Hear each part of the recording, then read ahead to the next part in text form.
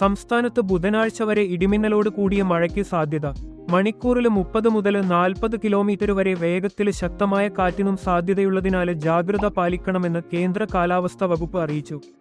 കള്ളക്കടൽ പ്രതിഭാസത്തിന്റെ ഭാഗമായി നാളെ രാത്രി 11:30 വരെ തിരുവനന്തപുരം ജില്ലയിലെ കാപ്പില് മുതൽ പൂവാര് വരെയുള്ള തീരങ്ങളിൽ 0.9 മുതൽ 1.0 മീറ്റർ വരെയും കന്യാകുമാരി തീരത്ത് 1.3 മുതൽ 1.4 മീറ്റർ വരെയും ഉയർന്ന തിരമാലകൾക്ക് സാധ്യതയെന്ന് ദേശീയ സമുദ്രസ്ഥിതി പഠന ഗവേഷണ കേന്ദ്രം അറിയിച്ചു.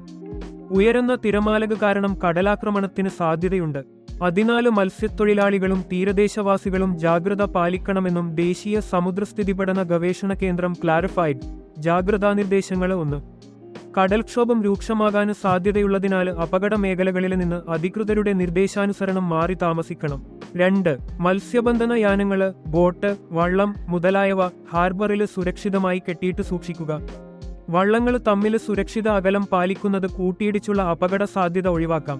മത്സ്യബന്ധന ഉപകരണങ്ങളുടെ സുരക്ഷ ഉറപ്പാക്കണം. 3. ബീച്ചിലേക്കുള്ള യാത്രകളും കടലിലിറങ്ങിയുള്ള വിനോദങ്ങളും പൂർണ്ണമായും ഒഴിവാക്കുക.